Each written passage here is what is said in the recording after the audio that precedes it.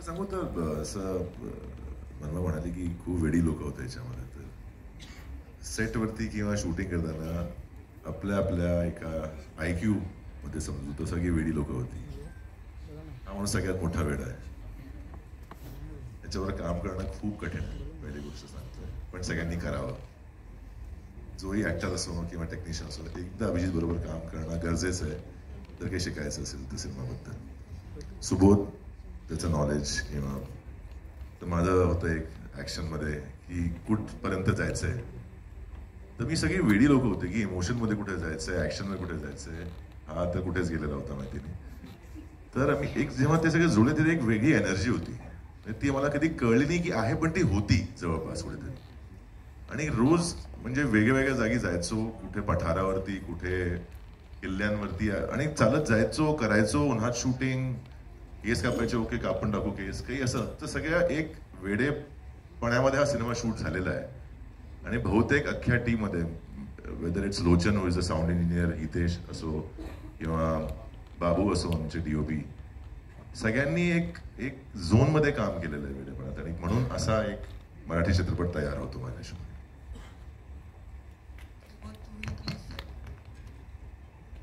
माझ्या पहिल्या दिवसाचा अनुभव मी सांगेन आणि मला असं वाटतं त्याच्यातनं कळेल की मला काय सांगायचं आहे.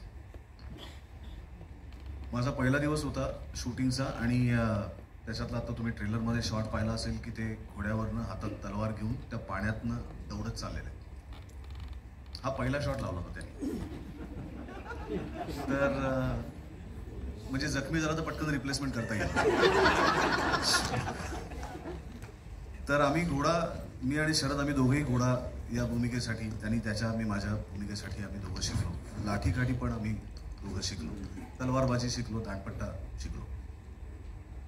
पण घोडा शिकणं वेगळं असतं आणि प्रत्यक्ष अशा प्रकारचा एखादा शॉट देणं खूप वेगळं असतं. तर आम्ही जिथे साताऱ्यामध्ये शूट करत होतो, तर ज्या नदी पात्रात आम्ही शूट करत होतो त्या नदी पात्रात तो घोडा अतिशय चांगला होता, अतिशय प्रेमळ. त्याचं नाव प्रिन्स, त्या घोड्याचं नावच प्रिन्स आहे. अतिशय प्रेमळ होता आणि शूटिंगचं असल्यामुळे त्याला ऍक्शन कट सगळं आपल्यापेक्षा जास्त कळायचं. तर त्या पाण्यातनं याच्या आधी मला अभिजितने सांगितलं की इकडून तुला घोड्यावरनं तिकडे जायचं. तोपर्यंत मी तयार होऊन मी घोड्यावर बसून राहिलो होतो की एक पुन्हा एकदा त्याच्याशी आपण त्याच्याबरोबर असावं आपण म्हणून. पण जेव्हा त्यांनी मला सांगितलं त्याच्या जस्ट आधी त्या घोड्याला पायामध्ये जखम झाली होती आणि त्याला, बरं अभिजितने एकदा ठरवलं की त्याला जखम वगैरे असं काही, त्याच्या डोक्यात असं काही नसतं की अशी जखम वगैरे असते, त्यामुळे एकदा ठरलं की ठरलं. तर तो घोडा पळताना पाण्याची पातळी जरी कमी झाली असली तरी ते पाणी जे होतं ते फक्त चिखल किंवा असं गाळ असलेलं नव्हतं, तर त्याच्यात छोटे छोटे गोटे होते.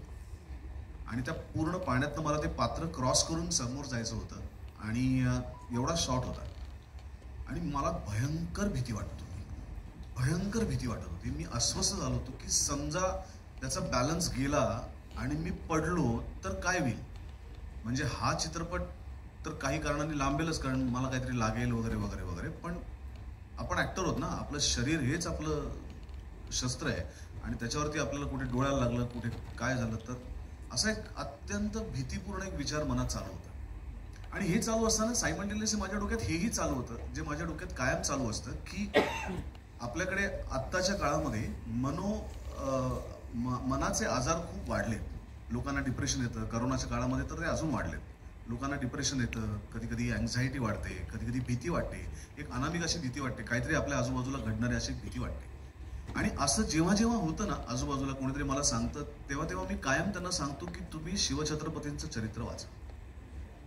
50 वर्षात ज्यांनी स्वराज्य उभं केलं ती माणसं जर भिवून बसली असती तर आपल्या जे आजूबाजूला ते दिसत नाहीत अशा शत्रूंपेक्षा प्रत्यक्ष दिसणारे असे अनेक शत्रू त्यांच्या आजूबाजूला होते आणि त्या सगळ्यांवरती मात करून त्यांनी स्वतःचं स्वप्न साकार केलं.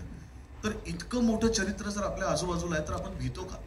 आणि ही गोष्ट माझ्या मनात आली आणि मी जे मगाशी तुम्हाला उत्तर दिलं की आपण त्यांना शरण जायचं असतं, तसं पहिला शॉट होता. मी आभाळाकडे बघितलं, मी डोळे बंद केले, त्यांचा चेहरा मी डोळ्यासमोर आणला आणि जोर जोरात मी हर हर महादेव, जय भवानी, जय शिवाजी असं ओरडलो आणि घोड्याला लगाम दिली आणि तो पहिला शॉट ओके झाला. नमस्कार, मी वेरी वेरी ब्रीफली मैं आपको बताऊंगा। इसकी शुरुआत, इसकी नींव जो रखी गई थी वो 2013 में थी, क्योंकि हम सभी छत्रपति शिवाजी महाराज के भक्त हैं, फैंस हैं, हम उनके सिखाए हुए बातों को बचपन से लिखता है। तो मुझे एक ऐसा सिनेमा उनके one incident in his life एक ऐसा बनाना था जो आज तक किसी ने देखा नहीं। और ये मैंने सिलेक्ट किया बाजी प्रभु देशपांडे जी का किरदार, क्योंकि मुझे उससे एक बड़ी बात कहने का मौका मिल रहा था।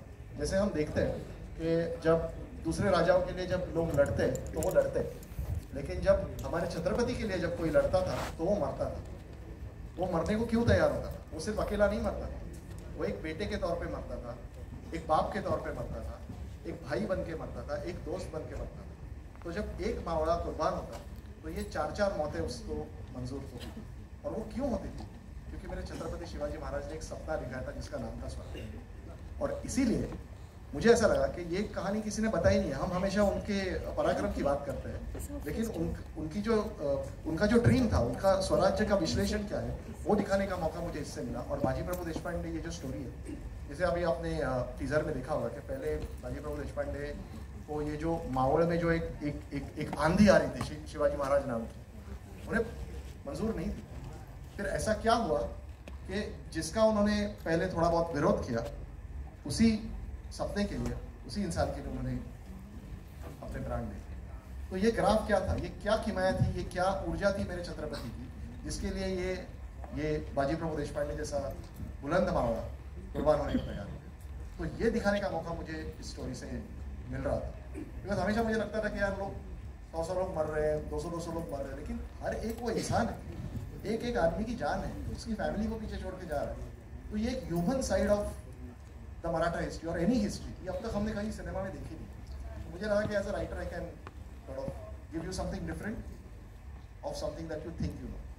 आपके बाजू में शर्ट लेकर के बैठे हैं। ये बात तो sorry, I am not serious joking, but still अगर अभी भी महाराज का एक ही उल्लेख हो रहा है, इसलिए ये फिल्म की गई है ताकि अगली बार महाराज का एक ही उल्लेख ना हो। सेकेंडली आपका जवाब देता हूँ कि देखिए एज ए कलाकार के तौर पर आप लोगों ने बहुत प्यार दिया जब मैंने छत्रपति शिवाजी महाराज की भूमिका की। मुझे नहीं पता मैंने कैसे किया, कौन सी ऊर्जा थी, क्या था मेरे अंदर। मैंने कभी सपने में भी नहीं सोचा था कि मुझे वो उस व्यक्ति की भूमिका करने को मिली और दिल से की मैंने। आप लोगों ने बहुत प्यार दिया, लेकिन जैसे मैंने पहले कहा कि महाराज को समझना, उनको फील करना बहुत मुश्किल है, बिकॉज वो व्यक्ति इतनी बड़ी है ना, मतलब कि उनके अगर चरणों तक भी पहुंच जाए हम समझने के लिए तो बहुत बहुत बड़ी की चीज हो जाएगी। लेकिन उनके जो मावड़े हैं, जो उनके लिए पागल हैं, उनको समझना जरूरी था। इसलिए शायद मैंने बाजी प्रभु देशपांडे जी की भूमिका की, ताकि मैं वो तो समझ पाऊँ कि उनकी ऐसी क्या बात है जो उनके मावड़े उनके पीछे अपनी जान देते हैं। वो भावना समझनी बहुत ज़रूरी थी और समझानी थी लोगों को। शायद ये एक संधि मुझे मिली, एक मौका मुझे मिला, और थैंक्स टू अभिजीत जो पत्थर को भी कन्विंस कर सकते हैं कुछ भी काम करने के लिए। अभिजीत, बिकॉज थोड़ा टेक्निकल है, so I will keep it very brief. देखिए क्या होता है ना कि जब हम कोई स्क्रीन प्ले लिखने जाते हैं तो हमको कुछ एक इंस्पिरेशन होती है। तो इसमें मेरे छत्रपति मेरी इंस्पिरेशन थे, और भी जैसे मैंने आपको बोला कि कैसे एक different side of my Chhatrapati, my history I wanted to show, इस तरह से शुरुआत हुई। लेकिन जब हम छत्रपति महाराज शिवाजी महाराज पे सिनेमा करते हैं तो वो सिर्फ एक सिनेमा नहीं होता है, वो एक तपस्या होती है। और मैंने 2013 में ये फिल्म लिखी, फिर चेंजेस करता आया, और आज 2022 में हम 9 साल से ये फिल्म पे लगा हूँ। क्योंकि because it is not just a craft, या ये सिर्फ एक जॉब नहीं है, बट ये एक रिस्पॉन्सिबिलिटी है। क्योंकि हमने फिल्म बनाई है आगे वाली जनरेशन के लिए, younger generation end the Marathi end the non Marathi people. तो ये हम पे एक रिस्पॉन्सिबिलिटी के उन तक सच्चा इतिहास पहुंचे। क्योंकि आज क्या है ना, आज अगर आप देखोगे सिनेमा देखोगे फिल्म में, इतिहास का अपभ्रंश या इतिहास को ड्रामेटिकली ट्विस्ट करने वाले आपको बहुत मिलेंगे।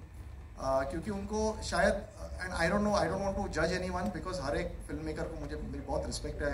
आई am still one film old director, so I keep learning from that. लेकिन मुझे एज एन ऑडियंस वो नहीं जजता, क्योंकि मुझे लगता है कि अगर आप किसी भी इंसान को इन डेप्थ स्टडी करो, 6-6, 7-7 साल स्टडी करो, किसी भी हिस्ट्री को स्टडी करो, आपको लिबर्टीज लेने की ज़रूरत नहीं होगी।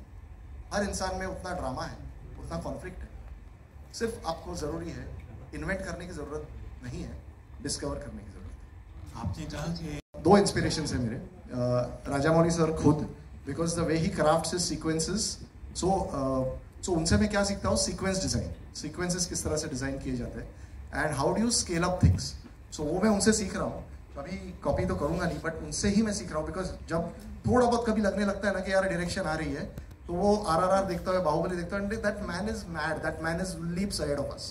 तो अच्छा है, क्योंकि यंगर फिल्म मेकर्स को हमको उनसे ऊर्जा मिलती है, और जब भी थोड़ी बहुत चर्बी चढ़ने लगे ना हमको, या फिर गुरूर आने लगे ना कि यार साल तेरे को आ रहा है कुछ, तो वो फिर वो देख लेते हैं और फिर लगता है कि नहीं आपको और बहुत सी ये आगे जाना है। तो उनसे मैं सीक्वेंस डिज़ाइन सीखता हूँ। और प्रकाश कपाड़िया जी हैं, उनसे मैं स्क्रीन प्ले राइटिंग से काफ़ी इंस्पिरेशन लेता हूँ। कटियार कालसा दूसरी स्क्रिप्ट उन्होंने लिखी थी, तानाजी द अनसंग वॉरियर की स्क्रिप्ट उन्होंने लिखी है, Ramleela and so many great films. So I learn from there. Of course मेरे गुरु जो है, जिनसे मैंने स्क्रिप्ट राइटिंग सीखी, अंजुम राजाबली सर। जी बहुत बहुत शुक्रिया। नमस्कार।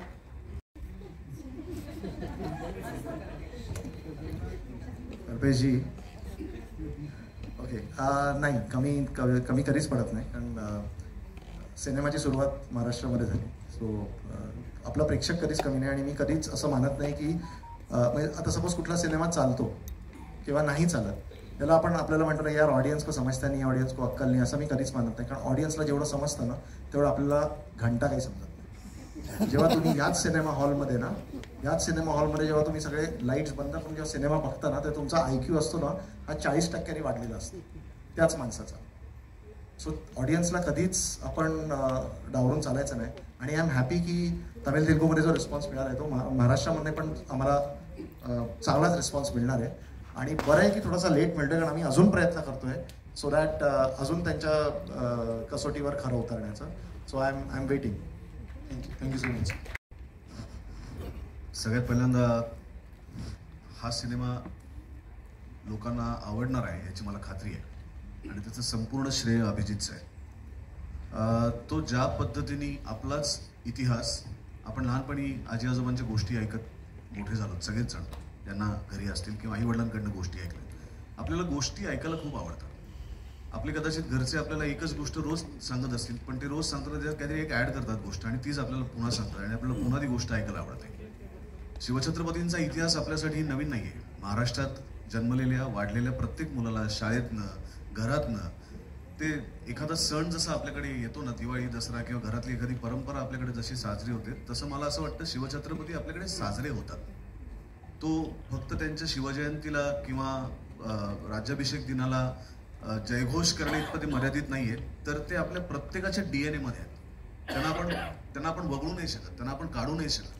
मग ते आपल्या DNA मध्ये का आहे याचं उत्तर जेव्हा एखादा माणूस, जसं आता अभिजितने स्क्रिप्ट वरती सांगितलं की त्याच गोष्टीकडे जेव्हा तो वेगळ्या पद्धतीने बघायला लागतो, तेव्हा मला असं वाटतं शिवछत्रपतींचं मोठेपण आपल्याला अजून जास्तीत जास्त जाणवायला लागतं. ही भूमिका करताना अर्थात अभिजितमुळे ही भूमिका मी केली हा भाग जरी असला, तरी काही भूमिका करताना त्या व्यक्तिरेखा इतक्या मोठ्या असतात. म्हणजे 1680 साली त्यांचं निधन झालं, त्याच्यानंतर इतकी वर्ष झाली, 400, 450, 450 वर्ष झाली. अजून इतिहासकार त्यांच्यातले वेगवेगळे इतिहासातले काही मुद्दे शोधतायत, अजून शिवछत्रपतींना शोधतायत. तर मी असं म्हणूच शकत नाही की ते मला सापडले.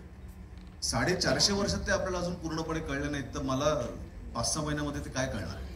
आणि अशा व्यक्तिरेखा जेव्हा तुम्हाला सापडत नाहीत ना, जेव्हा त्या शोधू शकत नाही तुम्ही, तेव्हा एकच गोष्ट करायची असते, त्यांना शरण जायचं असतं, समर्पण करायचं असतं, आणि त्यांना सांगायचं असतं की माझी बुद्धीची कपॅसिटी नाही आहे तुम्हाला समजून घेण्याची, तर आता तुम्ही माझ्याकडनं करून घ्या जे तुम्हाला योग्य वाटेल. च्या माध्यमातून त्यांनीच आमच्याकडनं हे काम करून घेतलेलं आहे. एक चांगला प्रश्न आहे पहिला तर, कारण जवळजवळ सगळेजण गृहीतच धरतात की झीचा सिनेमा आहे तर महाराष्ट्रात तर तो होणारच. पण आता ही गृहीतकं बदलण्याचीच खरं वेळ होती, आणि त्याकरताच महाराष्ट्राबाहेर पाऊल टाकतोय. प्रामुख्यानं तसं पाहिलं तर आपला सिनेमा कुठे कुठे चाललाय, तर छत्रपतींनी सुरू केलेलं मराठा साम्राज्य जिथे जिथे गेलं तिथे प्रत्येक ठिकाणी आपला सिनेमा जातोय. मग ते उत्तर असेल, दक्षिणेचं एक टोक असेल, म्हणजे तंजावरपर्यंत होतं, जिंजी ही आपली प्रत्यक्ष दुसरी राजधानी मानली जायची, आणि अटकेपार पण गेलो होतो. हा सिनेमा पण सगळीकडेच जाणार आहे, सगळीकडे प्रदर्शित होणार आहे.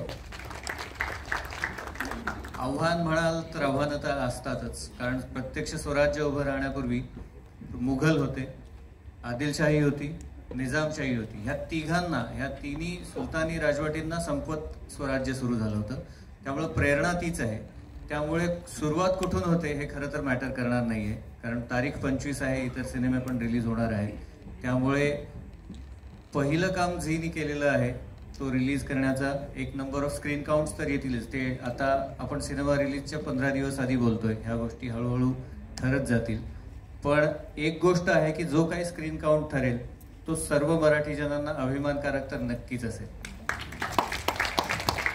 आणि तिथून पुढचं काम खरं तर सिनेमा प्रदर्शित करणाऱ्यांचं नसतं, ते जनतेचं असतं. आणि त्यामुळे आशा आहे की तिथून पुढचं काम सगळी भारतभरातली जनता नक्कीच चांगल्या प्रकारे करेल, साथ देईल आणि आशीर्वाद देईल.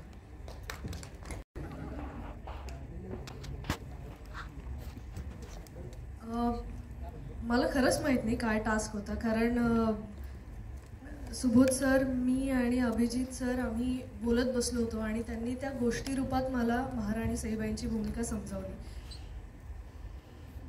कुठेही वाचून मी ते केलेलं नाहीये, ते त्यांच्याकडनं गोष्टी ऐकून मी ती साकारली आहे. त्यामुळे ती कितपत साकारली जाते आणि जसं मगाशी शरद सर म्हणाले की त्यांना समजून घेणं खूप अवघड आहे, तर ते साकारणं त्याहून जास्त अवघड होतं. तर तोच माझ्यासाठी टास्क होता. अवघड होतं ते म्हणजे बॅलन्स करणं, कारण सोनाबाई ज्या आहेत त्या जरी बाजीप्रभूंच्या अर्धांगिनी असल्या तरी सुद्धा ना त्या काळी त्या एक अत्यंत कराऱ्या अशा स्त्री होत्या आणि मावळच्या स्त्रियांचा मान सन्मान आणि तिथे घडणाऱ्या गोष्टी त्यांच्या कानावर यायच्या. आणि त्या काळी स्त्रियांसाठी फार वाईट परिस्थिती होती. ती समजून घेणं आणि त्या काळी आपल्या नवऱ्याचे व्यवस्थितपणे कान टोचणं हे कसं सोनाबाईंना आय थिंक जमलं, हे अभिजितने फार उत्कृष्ट पद्धतीने ती जी थिन लाईन असते ना ती मेंटेन केली, की कुठेही ती कसं म्हणजे कसं सांगू ना की 2 मिनिटं दे मला. Tempted to tell you about the scenes, पण ते नाही सांगू. हो, मलाही तेच झालंय की मला असं झालं की ऐक ना, तो जो सीन आहे ना असं झालंय, पण नाही सांगू शकत. मी नाही सांगू शकत. पण अगदी थोडक्यात सांगते की खूप अवघड असतं जेव्हा तुम्ही एक ऐतिहासिक पात्र करत असता, तेव्हा त्याचा भार इतकं असतो, त्याचं वजन इतकं असतं आणि मग त्याच्यामध्ये एक ह्युमन एलिमेंट ऍड करणं, की कितीही बाजीप्रभू देशपांडे असले तरी ते सोनाबाईंचे ते नवरा होता तो. आणि तरी सुद्धा पावला पावलाला त्यांना प्रत्येक गोष्ट सांगणं आणि ती त्यांच्या करून घेणं विथ रिस्पेक्ट. आय थिंक ती जी एक सुंदर तार होती ना ती मला अभिजितनी फार मस्त दिली होती. सो ते आणि तेही शरद करून घेणं.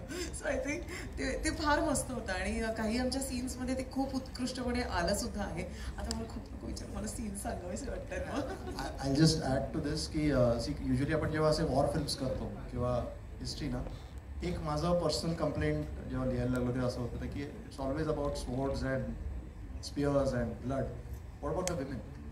सो त्यांच्याबद्दल आपण कधीच काही बोलत नाही. सो आपली हा जो सिनेमा आहे ह्याच्यात प्रामुख्याने 4 स्त्रियांबद्दल आपण बोललेलो आहोत. ऑफकोर्स सोनाबाई देशपांडे, राणीसाहेब सईबाई भोसले, आऊसाहेब जिजाऊ आणि चौथ्या बडी साईबा जास्त ज्या बिजापूरला आहे. प्रत्येकाचे आपले पॉईंट ऑफ व्ह्यूज आहेत आणि प्रत्येकाच्या आपल्या फिलॉसॉफीज आहेत आणि त्याचा परिणाम या इतिहासावर काय होतो आणि किती होतो ते तुम्हाला सिनेमामध्ये प्रामुख्याने बघायला मिळतं. आणि वाय अमृता, बिकॉज एक असा सीन आहे ज्याच्यात जसं ती बोलली की बाजीप्रभू देशपांडेंकडनं काहीतरी चुकत असतं आणि तिकडे बाहेर असतील बाजीप्रभू देशपांडे, इथे घरी आल्यावर त्यांना. So I wanted an actress जी, आता शरदचा आवाज वगैरे तुम्हाला ही wanted to match the voice.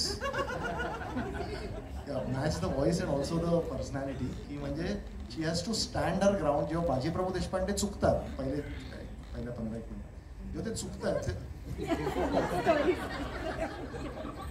सगळं लोक सांगतात. सो जेव्हा त्यांचं चुकत असतं सो त्यांना आरसा दाखवणार कोण असतं तर त्या Sonabai Deshpande. So she has to give it back. आणि मी त्याच्या तो सीन ब्रीफ केला म्हटलं ना की तू ना आता फुल जा म्हणजे ना बाजीप्रभू देशपांडेंची करायची असते. सो आणि शिवबाई असं म्हणलं की डायलॉग्स देतो ना मी सांगतो आणि मग सिच्युएशन तिला सांगितली.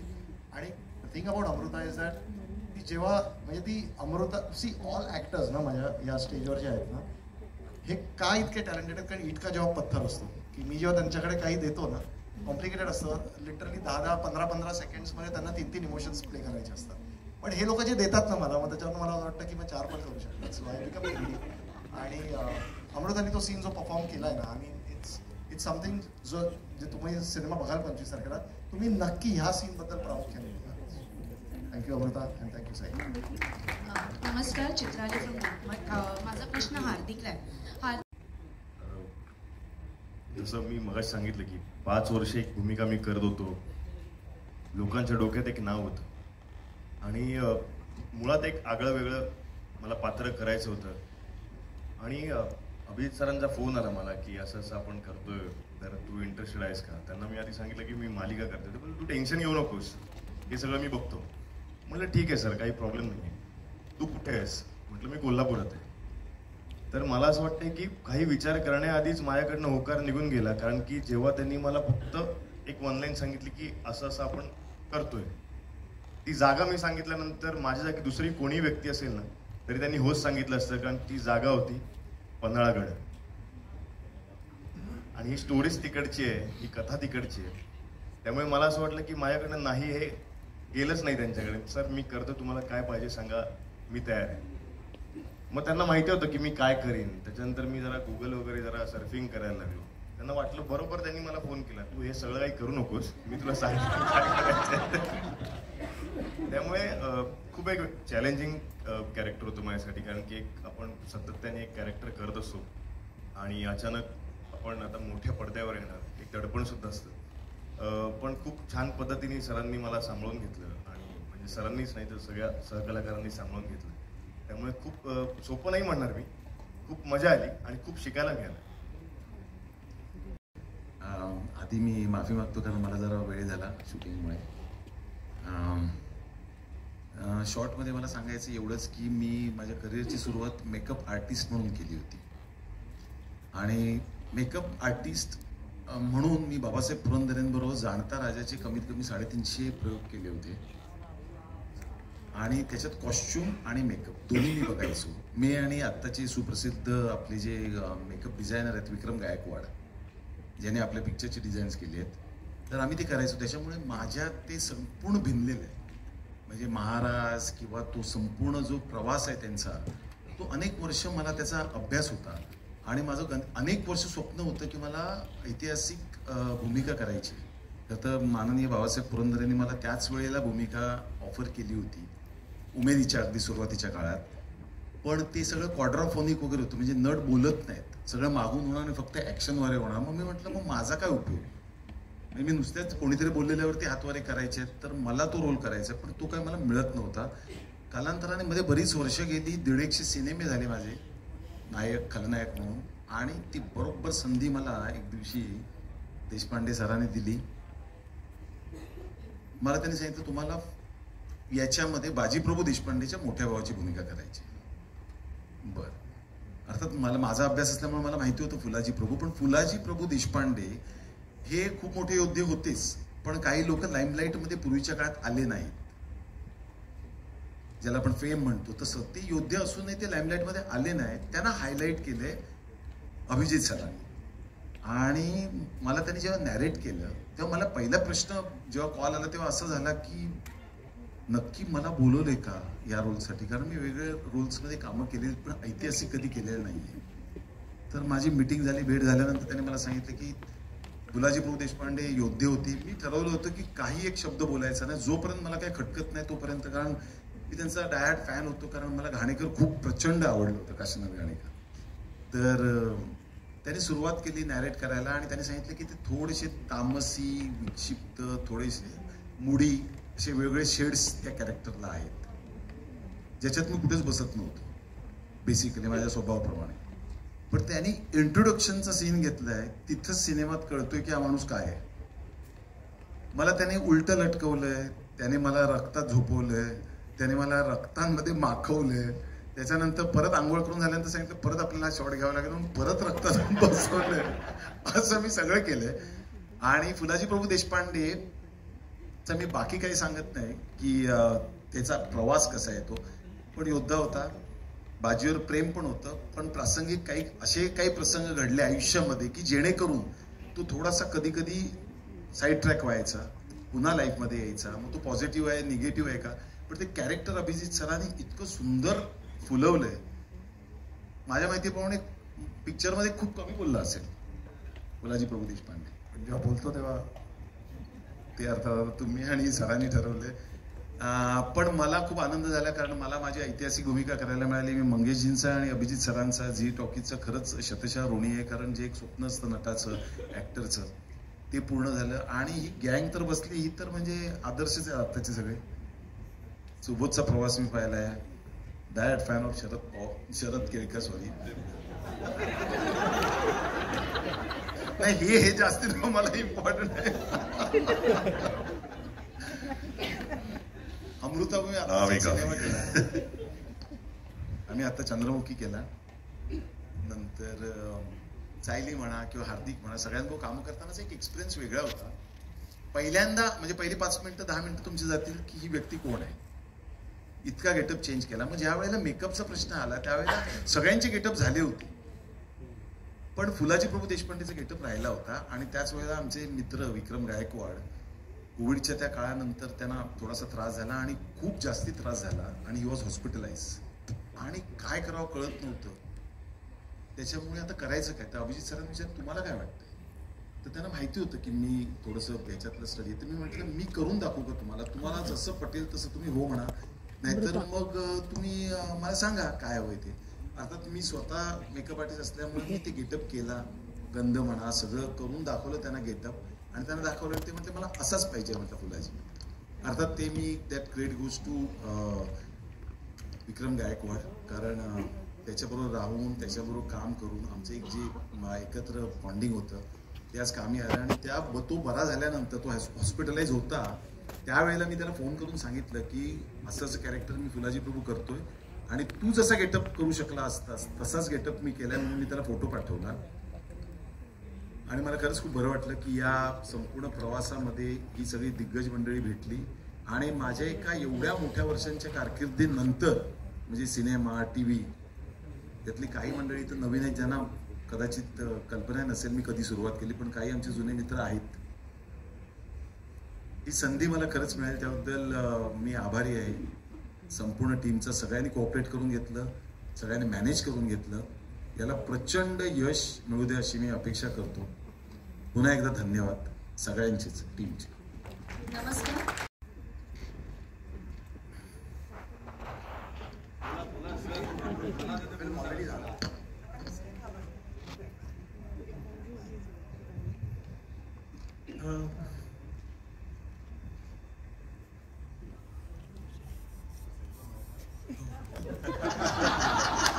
फडतरे सर नॉर्मली अजिबात बोलत नाही.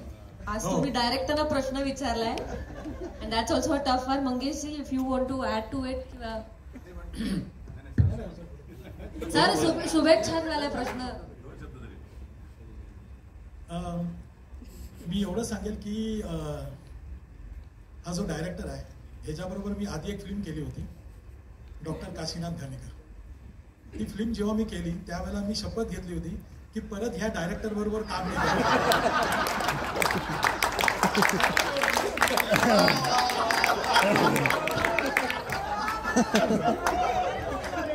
पण काय असतं की आम्ही दोघं पुण्यामध्ये एकदा भेटलो आणि तो म्हटला सर आता काय करताय, तो म्हटलं असेच एक दुसऱ्या एका डायरेक्टरने मला ह्या फिल्म बद्दल असं ऐकवलं होतं. तर ह्यांनी मला तिथे बसल्या बसल्या 2 सीन ऐकवले. ते 2 सीन इतके जबरदस्त होते की ते म्हणजे त्याची ती सांगण्याची ती स्टाईलच आहे. त्यांनी ते 2 सीन इतके सुंदर सांगितले की मी त्या दिवशी आम्ही तिथेच ठरवलं की आपण हा फिल्म करायची. आणि हा डायरेक्टर बरोबर म्हणजे काम करायचं नाही असं ठरवलं. पण मी नंतर विचार केला की हा डायरेक्टर त्रास खूप देतो पण त्याचा रिझल्ट पण देतो. म्हणजे एवढे कष्ट घेणारे एवढं म्हणजे त्याच्या डोक्यामध्ये नुसती फिल्मच असते. 2 वर्षात त्याच्या डोक्यामध्ये दुसरं काहीच नसतं. ती फिल्म, ते कॅरेक्टर, ते सगळं तेच त्याच्या डोक्यामध्ये असतं. त्याचं एक मी म्हणजे तो एक हे सांगतो उदाहरण ह्या फिल्ममधलं, की कोल्हापूरला आम्ही शूटिंग करत होतो आणि त्यानंतर एक सीन आम्हाला शूट करायचा होता.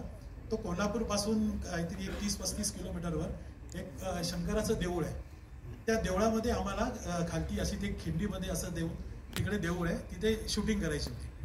तर त्या शूटिंगसाठी आम्ही आधी जाऊन ते लोकेशन वगैरे बघितलं होतं. डायरेक्टरनी त्याला खूप आवडलं. त्यांनी सांगितलं शूटिंग इथेच करायची. त्यानंतर आमचे प्रोडक्शनवाले, फाईट मास्टर आणि सेटिंगवाले हे सगळेजण त्या लोकेशनला गेले. उद्या शूटिंग करायचं तर आज सगळेजण तिथे तयारी करायला गेले. तर तिकडे खूप साप, नाग वगैरे असे सगळे फिरत होते. तर ते एवढे घाबरले की ते खालती उतरलेच नाहीत. आणि त्यांनी सांगितलं की येऊन की आम्ही तिकडे शूटिंग करणार नाही म्हणून. मग आम्ही सगळे तिथे पन्हाळ्यावरती शूटिंग करत होतो. डायरेक्टरला आम्ही सगळ्यांनी खूप समजावून सांगितलं की अरे ते लोकेशन खूप वाईट आहे, तिथे असे सगळे साप वगैरे हे फिरत आहेत. आपलं एवढं 250 लोकांचं युनिट आहे, कोणाला काही चावलं वगैरे तर कुठे काही हे म्हणजे प्रॉब्लेम होईल त्याला. तर आम्ही सगळ्यांनी खूप समजावून सांगितलं. सुबोध सरांनी पण त्याला खूप समजावून सांगितलं. पण मी ते बघत होतो की ह्याला सगळेजण समजावून सांगतायत, हा काही ऐकत नाहीये. मी तिथे प्रोडक्शनवाल्याला सांगितलं 6 बसेस ठेवा, गाड्या ठेवा. म्हणजे मी इकडे सगळी तयारी केली. परमिशनची तिकडे परमिशन काढायला पाठवली, कारण मला माहित होतं की ह्याला कोणीही सांगितलं समजावून तरी हा काही ऐकणार नाही. आम्ही सकाळी 5 वाजता उठून तिथे म्हणजे 6:30 वाजता गेलो. तिकडे खूप अंधार होता आणि म्हणजे जिथे आदल्या दिवशी लोकांनी सांगितलं होतं की तिथे साप आणि नाग सगळे फिरतायत तिकडे हा माणूस, हा डायरेक्टर तिकडे सकाळी 6:30 वाजता जेव्हा अंधार होता तेव्हा हा तिथे एकटा उतरला खालती आणि त्यांनी तिथे फुलं घेऊन तिथे शंकराच्या पिंडीवरती फुलं वाहिली आणि त्यांनी पाया पडला आणि वरती आला आणि म्हटला या सगळेजण खालती. यात एक ऍड करेन की आता विषयच छत्रपती शिवाजी महाराज आणि मावळे आहेत. एक जेव्हा हिरा असतो ना, त्याला कोणत्या दिशेने कोण काय पाहतो त्यानुसार त्याला दिसतं की प्रतिबिंब काय आहे, पुढे काय जाणार आहे. त्यामुळे विषय असा आहे की 1-2च काय, ह्याच्यावर अजून 100 सिनेमे सुद्धा होऊच शकतात. आणि माझी खात्री आहे की 100 चांगले सिनेमे होणार आहेत. त्यामुळे असं अजिबातच नसतं की एक सिनेमा झाला म्हणून दुसरा व्हावा का नाही, तो काही प्रश्न आहे. ही काही स्पर्धा नाहीये, हे प्रदर्शन आहे. हे मुळात सगळ्यांनी लक्षात घेतलं पाहिजे. आणि दुसरी गोष्ट, ह्या टीमबद्दल सांगायचं झालं तर ते होतं की मुळात प्रेरणा आणि स्फूर्तीस्थानच प्रत्यक्ष महाराज आणि बाजीप्रभू देशपांडे आहेत. तर अशा वेळेस आपण काय करू शकतो, आपण त्या सिनेमाला न्याय देण्याच्या योग्यतेचे आहोत की नाही, ह्याची एक चाचणी स्वतःलाच पडते कधी. तो प्रश्न जेव्हा पडतो, काही गोष्टी सांगण्यासारख्या अगदीच असतात. म्हणजे एक प्रकारचं डेडिकेशन, समर्पण असावं लागतं प्रत्येक कलाकाराच्या अंगात. तर ती गोष्ट ह्या सिनेमाच्या बाबतीत अशी नक्कीच सांगता येईल की आत्ताच अभिजितने सांगितलं की जवळजवळ 9 वर्षांपूर्वीपासून हा सिनेमा त्याच्या बरोबर आहे. तेव्हा त्यांनी स्क्रिप्ट लिहिलं, 9 वर्ष तो लिहिला गेलाय, 9 वर्ष त्याला पुन्हा पुन्हा लिहिलं गेलंय, वेगवेगळ्या स्वरूपात त्याला तो सिनेमा घडताना दिसलेला आहे. त्यामुळे ही आत्ताची आजकालची गोष्ट नाही, ही 9 वर्षांपासून घडत आलेली एक आणि सिनेमा घडत गेलाय. सिनेमाबरोबर अभिजित आणि त्याचा दिग्दर्शनातला एक पैलू पण बदलत आणि घडत गेलेला आहे नवीन. आणि स्वतः शरदबद्दल सांगायचं तर हा सिनेमा करत असताना लुकसाठी किंवा इतर गोष्टींसाठी 1.5 वर्ष त्यांनी इतर कोणतंही काम केलेलं नव्हतं. तो पूर्णपणे ह्या सिनेमासाठीच समर्पित होता, इतर कोणत्याही गोष्टीत त्यांनी लक्ष घातलेलं नव्हतं. सुबोध बद्दल सांगायचं झालं तर फिजिकली तर त्यांनी ट्रेनिंग केलेलंच आहे. घोडा चालवणं किंवा वजन कमी करणं किंवा इतर एक्सरसाइजेस करणं, ह्या प्रत्यक्षातल्या त्यांनी गोष्टी केल्या. कारण सुबोधचा स्वभाव तयारी काय असते हे सांगण्याचा नाहीये, त्यामुळे तो कदाचित कधीही ही गोष्ट स्वतःहून सांगणार नाही. पण त्या गोष्टी सगळ्या त्यांनी केलेल्या आहेत. महाराज आत्मसात मनानेच नाही, अजून वेगवेगळ्या प्रकारे करण्याचा प्रयत्न केलेला आहे. अजून एक गोष्ट जी त्यांनी केलेली होती की त्यांनी ह्या सिनेमाचं मानधन अजिबात 1 पैसाही स्वतःसाठी वापरायचं नाही, हा निर्णय घेतला होता. सुबोधला मिळालेला प्रत्येक पैन तो पूर्णपणे इतरांच्या उपयोगी पडतील. म्हणजे काय आहे तर महाराजांचं धोरण अंगीकारण काय असतं हे आमच्या टीमनी केलेला प्रयत्न आहे. त्यामुळे सिनेमे होत राहणार. आधी ह्या विषयावर झाला असेल, कदाचित अजून कुणी विचार केला असेल तर त्याचंही स्वागतच आहे. त्याच्यातून होणार काय आहे तर आम्हाला बाजीप्रभू दिसले, बाजीप्रभूंच्या नजरेतून महाराज दिसले. इतर कोणाला अजून कोणाच्या तरी नजरेतून पुन्हा एकदा आपल्या इतिहासाला उजाळा द्यावा वाटेल. फक्त एकच आहे की हे करत असताना एक स्टुडिओची जबाबदारी असते. ती करत असताना मात्र आम्हाला काही गोष्टींचं भान ठेवावं वाटलं की ह्याच्यात काय अशी खणखणीत करता येतील अशा काय काय गोष्टी आहेत. त्याचं तुम्ही प्रत्यय बघतच आहात कलाकारांच्या रूपात, दिग्दर्शकाच्या रूपात. शिवाय संगीत आहे. म्हणजे सिनेमाला साजेशा ज्या ज्या गोष्टी असतील त्या फक्त महाराष्ट्रापुरत्या मर्यादित राहणार नाहीत ह्याची मात्र आम्ही सुरुवातीपासून दक्षता घेतलेली आहे. आणि हे जेव्हा आम्हाला समाधानकारकपणे केलंय असं वाटलं तेव्हा वाटलं की आता हे महाराष्ट्रापुरतं ठेवण्याची आवश्यकता राहिलेली नाही. आता हे मराठी, हिंदी, तमिळ, तेलुगू आणि कन्नड सगळीकडे एकाच वेळेस गेलं तर खऱ्या अर्थाने आम्ही आमचं स्टुडिओ म्हणून काम केल्याचं अर्थ वाटेल. म्हणून हा पुन्हा स्केलेबल आणि स्केल करत जाणं हा फक्त त्यातला एक गुण आहे.